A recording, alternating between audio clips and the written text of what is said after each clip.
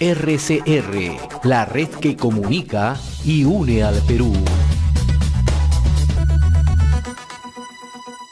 Conoce mucho los temas medioambientales, en su momento ha sido presidente del Consejo Nacional del Ambiente, ¿no?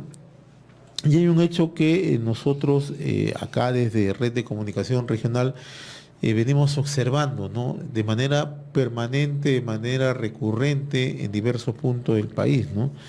Y que es que cuando a veces se hacen denuncias, se hacen declaraciones a la prensa con muchas veces con efectos mediáticos, ¿no?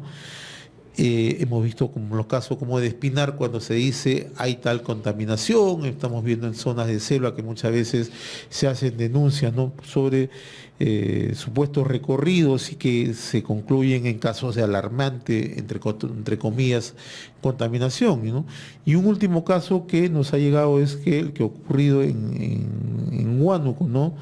Donde una consejera regional ante el gobierno regional de Huánuco, una consejera, la señorita Nixie Orneta, ha hecho un recorrido superficial por algunas lagunas de un proyecto de un minero, en este caso de Rauro, donde ella concluye, ¿no? Dice donde hay una alarmante contaminación, ¿no? Mi pregunta es muy puntual, ¿no? ¿Es posible simplemente con un simple recorrido o una simple observación? Usted mencionó 3 casos, Espinares, La Selva y ahora Raura. ¿Se puede concluir o se tiene que ser más riguroso en este tipo de temas? Claramente depende de las características del problema. ¿Ya? En algunos casos, la contaminación, el daño ambiental, el daño ecológico es evidente. Ahora bien, pero para que surta un efecto por parte de la autoridad y que esta autoridad pueda intervenir, se necesita acreditar o documentar. No es suficiente con la declaración, salvo que sea una cosa absolutamente evidente en la que tú no necesitas, si estás viendo un montón de basura en la Plaza de Armas de Quito, decir, vamos a ver si esto es contaminación. Ahí está, claro. La evidencia se encuentra allí. Entonces, esto ocurre en casos urbanos y en casos rurales, en casos donde hay actividad de construcción de carreteras, donde hay actividad portuaria, donde hay actividad de construcción de edificios, donde hay actividad marinera. Todas las actividades humanas producen cierto grado de daño ambiental o de contaminación, como tenemos que decir, y se evidencian grados de daño, grados de contaminación. Pero repito, no es lo mismo la apreciación de una persona diciendo esto es muy grave y aquí hay, por ejemplo, cloro, por decir, que está contaminando, a que lo diga un médico, una autoridad o un profesional competente. Eso es una cuestión fundamental a tener en cuenta. En segundo lugar, hay algunas cuestiones que se han puesto de moda, por así decirlo, por acción de ambientalistas de poca preparación o de ONGs que están buscando siempre 3 pies al gato, aunque a veces no los encuentren. O de políticos que por salir en un medio y generar un posicionamiento mediático. Así es. Hacen declaraciones o planteamientos que no tienen el debido sustento. Entonces, por un lado, sería absolutamente absurdo y muy grave no reconocer evidencias de daño ambiental, como por ejemplo, negar que hay un daño ambiental en lo que ha producido en este incendio que todavía se está terminando de combatir hoy día sería absurdo. Ahí no se necesita ninguna documentación, no se necesita notario, el daño ambiental es evidente.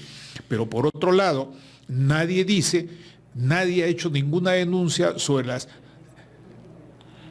toneladas de basura que hay en la cuenca de eso que llamamos río Rímac, y sin embargo ahí no hay ninguna declaratoria ambiental, porque nos hemos acostumbrado a vivir con ello. Ese es un caso extremo. El otro caso extremo está en algunas denuncias que hemos conocido de cerca, cuando se dice, por ejemplo, que la mina está malogrando el curso de las aguas de un cierto río, por ejemplo en Espinar. Claro. Y yo he trabajado en esa zona desde 1963, cuando no existía mina. y siempre existió mineralización del terreno y de las aguas. Por algo, el río que pasa por ahí cerca, a las comunidades de cerca de Espinar, se llama río Salado. ¿Es porque lleva azúcar o porque lleva sales minerales? Entonces, cuando se toman esas cosas como pretexto para una figuración política, un posicionamiento político, gremial, ONGista y hasta religioso por parte de algunas gentes de la prelatura de Sicuani que actúan ahí, se está en otro caso extremo, se está inventando algo que no es correspondido por la realidad. Y en este caso que nos ha llegado ayer, donde una consejera regional hace un recorrido, hace una observación, ¿no? Y hace una imputaciones donde dice, por la simple observación, que hay alarmante contaminación, ¿no? Esto, en realidad, ¿qué es lo que debió haber hecho en todo caso una autoridad responsable? Tomar muestras, llevarlas y establecerlas. Pero también hay otro tema, ¿no? Hoy las empresas que acabamos de mencionar ya realizan trabajos con el suficiente marco legal establecido y con los suficientes estándares que se exigen internacionalmente, ¿no? Así es. Una cosa que no se reconoce hasta hoy porque ha quedado sembrada una especie de fantasma o de actuación negativa para todo tipo de empresa, para todo tipo de actividad económica que no sea la realizada por algunas personas. Ojo, ¿ya? Porque nadie dice que hay contaminación ahí donde hay narcotráfico, donde hay producción de cocaína. Claro. Nadie dice eso. Nadie dice... Nadie acepta que hay una degradación ambiental cuando se están defendiendo intereses que están afuera de la ley. Nadie dice nada, se guarda silencio.